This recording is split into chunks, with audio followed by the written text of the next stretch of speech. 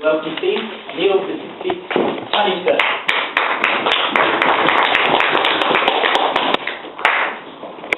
Good evening, Toastmaster, fellow Toastmaster, and most welcome guests. I stand before you, a blue suit, a red tie. What does this mean? And what is the title of Chinese curse? Well, I've heard it said that they say, may you live in interesting times. And I've been blessed to have a very interesting life. And this life's been split into, for the purposes of this talk, three main sections. I would say the learning years, the travelling years, and the marriage years. And there might be a little twist at the end. To start off with, I was born on the 10th of January 1961. And I would remember this because we might come back to it later. There was a reason for that. And I was born in the famous Highland resort of the Glen of Rothes in Fife, which I decided wasn't a very nice place, and after 9 months I encouraged my parents to leave. So I went to northeast Fife and was brought up in the countryside between Largo and Ceres. Largo is where Robinson Crusoe, the real Robinson Crusoe, Andrew Selkirk, was born and raised. So a bit of history there. And then I went to school at New Gilston initially, and then after that to Madras in St Andrews. And it was an interesting place to learn, because a lot of history being a small town, but being a university town as well. There were a lot of things happening, and I did many things at the school, but the things I can remember are sort of sporting and enjoying things. I played hockey a lot, school hockey captain. I did a lot of drama, and I also had friends who lived nearby who taught at another school. I used to go canoeing a lot with them, and also did more drama, so you see a lot of drama, bit of a theme coming in here. And then after 6 happy years at Madras College, I was encouraged to go on to further education, where I went to Heriot-Watt in Edinburgh to learn chemical engineering, because that was a jolly good thing to do. And after 1 year of that, I realised this was definitely not what I wanted to do. I did enjoy the drinking, I did enjoy the partying, and I did a lot of martial arts. That's when I really started off doing martial arts. And then I went up during the summer holidays to the Highlands for the second time to do grouse feeding. I'd done it before I started at university, and then after I finished. I thought, this is much more fun than university, so I never went back. I stayed up in the Highland village of Tomintoul. Tomintoul is known because it's the highest village in the Highlands, and it's also the estate I worked on is the Glenlivet estate. And anyone who's ever had a drink of whiskey will probably know that there are quite a few stills up there. So apart from running around the hills chasing roe deer, red deer, grouse and things, we did quite a lot of whiskey drinking in Tomintoul. But after a few years, like anything else, it was a leisure industry, believe it or not, being a gamekeeper. I was made redundant and moved back down south to Fife again. And that was in the early 80s, where we had Margaret Thatcher, and the pits were going on strike, and all sorts of really interesting things.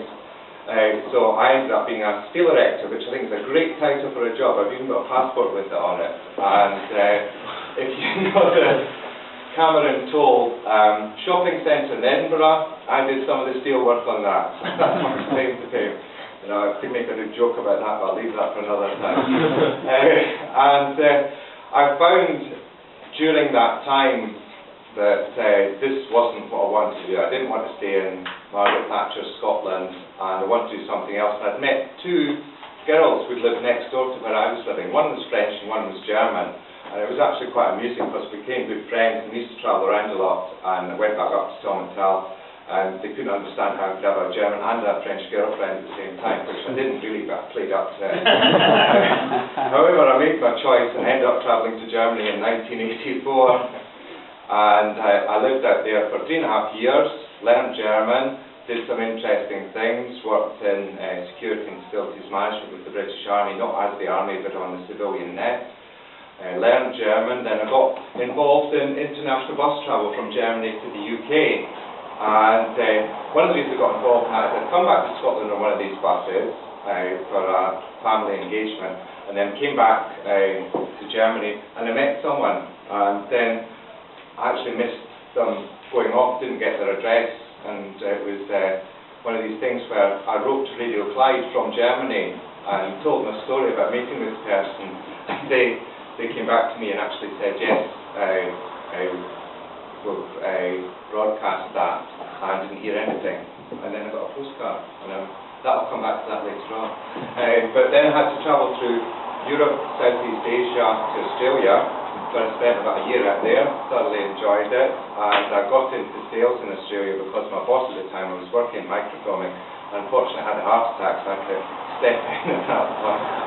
And I worked there for a while, but my visa ran out, so I had to come back to the UK. And the reason I came back to the UK is that person that I'd met on the bus, we'd kept in touch, and I'd met them when we were travelling backwards and forwards. She'd moved from Scotland now down to Maidstone, so I stayed in Maidstone for a while.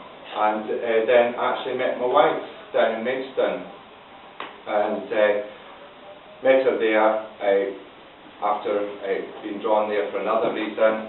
Got married within 6 months, and I got married on the 13th of April 1990, and that's important if you remember my first date, because it was Friday the 13th for one, it was also my father's birthday, and it was the 30th year of my conception, so you can work that one out. Then, after 5 years, I had my first son, Cameron, and then another 2 years after that, we moved up to Scotland to Forfar, and then after that, my second son was born in Dundee, and I moved from Dundee down to Dunfermline in the year 2000, and during a lot of this time, I'd moved out of business-to-business sales to move into healthcare sales. And I started to take up my running as well, and did my first marathon in '99. And I'm going to have to wrap up quickly, so I'll whiz you through the last little bit of it. So I've done quite a lot of things. I've thoroughly enjoyed my life up to this point, had many jobs, and 1 month shy of my 20th wedding anniversary, I got the, well, I don't think it's really working out, we'll have to do something else. So I'm now into a new phase of my life, called the separation part. Thank you.